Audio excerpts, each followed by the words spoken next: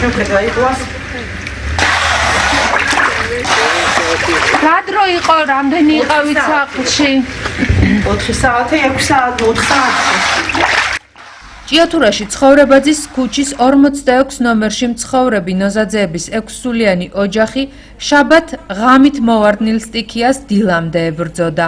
მეზობელთან შევედი და დგას ასეთი ლაფი როგორ ის აქ დგას ასეთი ბალინკებით არ ყოფილვარ გამოსული და შიგნით სახლში შესული ეს ლაფიც და გაფუჭებულია იქ იატაკიც და რაც ქონდა შიგნით ფეხსაცმელი იყო რაც იყო დაზიანებული გაფუჭებული იყო ყველაფერი რომ შევედი გამოვედი მე ამოვედი აქ ზემოთ და რას ვხედავ. როდესაც ოჯახის უფროსმა სახლში შევარდნილი ღვარცოფი შენიშნა, პირველ სართულზე მძინარე ბავშვების მეორე სართულზე აყვანა მოახერხა, შემდეგ კი დახმარება ითხოვა. წყალი ვანაში ამ კალიდორში და ყველგან წყალი. დაურეკეთ სამაშველოს და 112-ს დაურეკეთ უბრალოდ. მოვიდა კი სამაშველო მოვიდა და სახაზრო. ახლა გარემოს დაცვა მოვიდა. ასეთი შემთხვევა წყალი არ გადმოსულა ამდენი და ისე სულ არის ასეთი შემთხვევა მომსპარია მტერი და რა ვიცი განადგურებული ვართ მაგრამ ასე ხა წყალი რო გადმოსული იყოს ეს არ ყოფილა. ადგილობრივები მოვარდნილ ღვარცოფს საცხოვრებელი სახლის მოპირდაპირე მხარეს მაღლობზე მიმდინარე სამუშაოებს უკავშირებენ.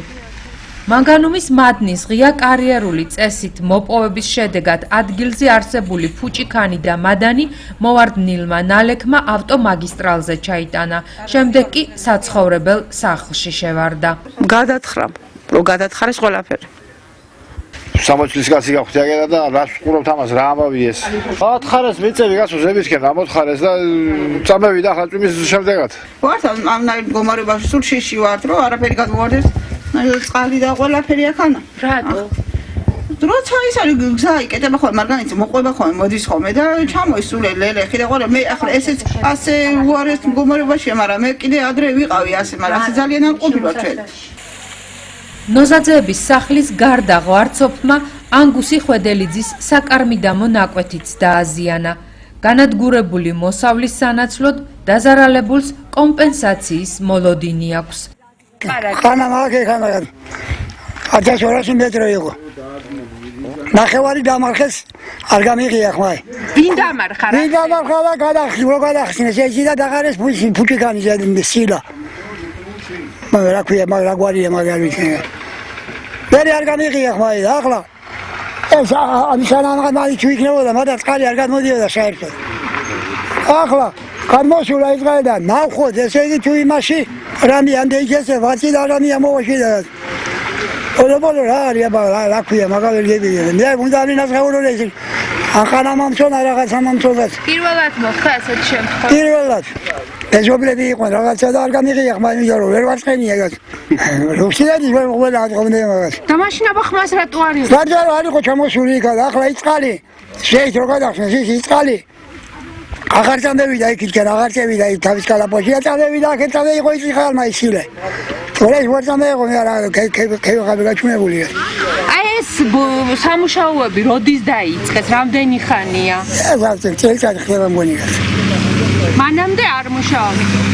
გარემოს დაცვის დეპარტამენტის სწრაფი რეაგირების განყოფილების წევრებმა, რომლებიც ადგილზე იმყოფებოდნენ, განაცხადეს, რომ მათ ადგილზე არსებული სურათი დაათვალიერეს, ხოლო რამდენად კორექტულად მოხდა მადნის მოპოვება, ფუჭიქანის დაყრა და იყო თუ არა წესები დაცული მომპოვებელი კომპანიის მიერ, ამას ინსპექტირების ჯგუფი შეისწავლის. ჩვენს ხელხაზზე 153-ზე დარეკა მოქალაქემ, რომელმაც ითხოვდა, რომ დავხმარებოდით, იმიტომ რომ ღამით შემოვარდა ღვარცოფი. ჩვენ გამოვედით ადგილზე რა ძალიან ბნელოდა, რაც გადავიღეთ და ვაფიქსირეთ იყო გზის დაზიანება, სახლი არის ავსებული შლამით. გათენებისას უკვე ავედით მოპოვების ადგილზე, სადაც ნაყრელი არის ფუჭიქანი, რომელიც გარღვეული არის დამბასავით, გადმოსულია სილის დიდი ნაკვეთად წამოღებული აქვს როგორც მიწებია დატვირთული, ისე საკუთარს. თანარჩენს ავზომავთ, ეხა უვედით ინსპექტორების ჯგუფს, რომელიც გაარკვევს, რომელი ფირმა მუშაობდა, მისი კოორდინატებია, რა ბრალეულობაა და რეაგირებას მიეცემა ჩვენს ხელს შემდეგ და მოქალაქეს მიეცა ინსტრუქციები თუ როგორ უნდა დაიცვას მისი უფლებები ვის მიმართ. რამდენად კორექტულად დაყრილი არის კანონის ფარგლებში უსაფრთხოებრივი დაცული, ამას ვერ ვიტყვით ველით ინსპექტორების ჯგუფს. მსგავსი შემთხვევა მოხდა ბუნიკაურშიც. მოვლენები აქაც მსგავსი სცენარით განვითარდა. წყალმა მადანთან ერთად სავალგზაზე ფუჭიქანიც ჩაიტანა. დაახლოებით ანალოგიური პროცესები არის სოფელ ბუნიკაურში. შეიძლება განვითარდეს ყველგან, სადაც ასე უსისტემოდ ყრია. არის განთავსებული ფუჭიკანი, მაგალითად ჩვენ ხედავთ, რომ აი ამ სანაყაროდან წოხგუშინდელი, წოხანდელი წვიმის შემდგომ მოწყდა რაღაც გარკვეული მასა და ჩაიტანა თითქმის ქალაქის ტერიტორიამდე. გადაიკეტა გზა, შეწუხდა მოსახლეობა. გასაკვირველია, როდესაც ხდება შერჩევა სანაყაროში, უნდა არსებობდეს წინასწარ შეთანხმებული პროექტი და ეს პროექტი უნდა იყოს იმის გარანტია, რომ არ მოხდება მეწყრული პროცესების განვითარება, ერთი და თუ რაღაც მცირე ნაწილი მოხდება, არ შეაწუხოს მოსახლეობა და საშიშროება შეუქმნას ქალაქის მოსახლეობას. სამწუხაროდ, აქ ამას ვერ ხედავთ. ძლიერი წვიმების შედეგად ეს რა თქმა უნდა ისე მოწყდება და კვლავ წაიღებს ქალაქის ტერიტორია და კვლავ გადაკეტას და კვლავ იქნება პრობლემები. თუ დიდი მასა მოწყდა, კიდევ უფრო დიდი პრობლემები იქნება და ეს არ არის მხოლოდ ბუნიკაურიანს, აი ესეა ყველგან. ამიტომ ხელისუფლებამ აუცილებლად უნდა მოინდომოს, რომ წიაღის მოპოვება მოექცეს კანონის ფარგლებში. ჩვენ ამას ვერ ხედავთ. ადგილობრივი ხელისუფლების წარმომადგენლები პროცესებში დილიდანვე ჩაერთვნენ.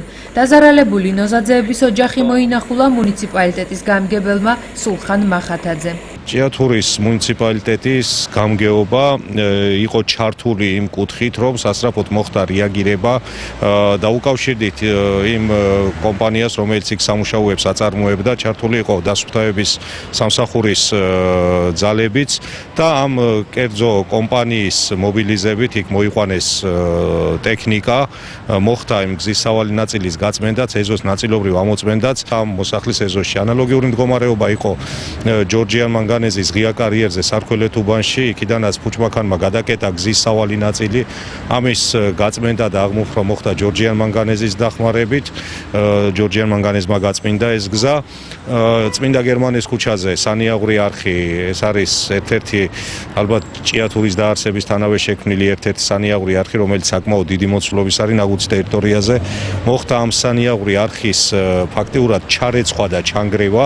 არის მოქალაქე ამირან გველესიანის საცხოვრებელი სახლი იქ მიმდებარედ განლაგებული. წყლის მასა გადავიდა მის ეზოშიდაც და ჩვენ სანამდე შაბათს ეს მოხდებოდა, ეს წვიმა სანამ მოხდებოდა კიდევ ერთხელ, მანამდეაც ჰქონდა პრობლემები ამ არხს და ჩვენ უკვე ბიუჯეტში ჩასმული ჰქონდა თანხა ამ არხის აღსადგენი და ამისთვის გამოყოფილია 50,000 ლარი. აღნიშნულ საკითხებზე დღეს კომენტარი გაკეთდა ჯორჯიან მანგანეზის მხრიდან. რაც შეეხება წერეთლის მაღაროზე ჩამოსულ ღვარცობს, ეს მოხდა არატექნოლოგიურ პროცესიდან გამომდინარე, არამედ ის რომ მოგეხსენებათ ამ ხნის განმავლობაში 5-6 თვე გვალვები იყო და მიწა-განიცა და ნაპრალების გაჩენა და უეცრად მოსულმა წვიმის ნალექმა და დიდი რაოდენობით საკმაოდ ჩადგა მაშინ რა და უეცრად მოწყვიტა. იქ ტექნიკურად დარღვევა არაფერი არ მიმდინარეობს, თქვა სამუშაოების რო ისეთი ტექნიკური დარღვევა იყოს, რომ პრევენცია იმისთვის, რომ ამ წუთში გაწმენდით სამუშაოები მიმდინარეობს და თუ რამე საჭირო არის და ბოლომდე აღმოხვრათ ეს პრობლემა გადაწყვეტილი იქნება. და რაც შეეხება არგანში განვითარებულ ღვარცობს, რომელმაც ორი ოჯახი დააზიანა, შეუვარდათ ეზოებში, ეს არის იმ კოოპერატივების ვალდებულება, რომელთაც ჩვენ ხელშეკრულება გვაქვს გაფორმებული. შეეპესა ჯორჯიან მანგანეზი არაა პასუხისმგებელი იმაზე, რომ იმ დაზარალებულ ოჯახებს აუნაზღაუროს ის მიყენებული ზიანი. ვალდებულია ის კოოპერატივი, ვისთანაც ჯორჯიან მანგანეზს აქვს ხელშეკრულება და იმ ხელშეკრულებაში ყველაფერი ნათლად არის ჩაწერილი, რომ უნდა თუ მიაყენებს ის რომელიმე კერძო პირს თუ მოსახლეს ზიანს თუ ზარალს, იმან უნდა აუნაზღაუროს. ნაკვეთების, სანიაღვრე არხებისა და საავტომობილო გზის ფონზე ყველაზე მეტად ნოზაძეების საცხოვრებელი სახლი და ეზო დაზიანდა. როგორც ჩვენთვის არის ცნობილი, მიმდინარეობს მოლაპარაკება იმ კომპენსაციაზე, რაც ესე იგი ამ მოსახლეს დაუზიანდა და დაუზიანა კონკრეტულად დაზიანდა ამ ერთ-ერთი კერძო კომპანიის გამო, იმის და გამო, რომ ეს ნედლი მადანი და ფუჭიქანი არასწორად იყო დაყრილი, ეთხოვა იმ მთა ფაქტიურად პატარა მთა არის, საიდანაც ამ წყლის გადმოდინებით მოხდა. აქამდე არ ყოფილა როგორც დაზარალებული ნოზაძეების ოჯახის წევრები აცხადებენ, მადნის მომპოვებელ კომპანიასა და მათ შორის შეთანხმება ამ დრომდე ვერ მოხერხდა. დაზარალებული ოჯახი სასამართლოში საქმის წარმოების სიძვირის გამო აპირებს დახმარებისთვის ახალგაზრდა იურისტთა ასოციაციას მიმართოს.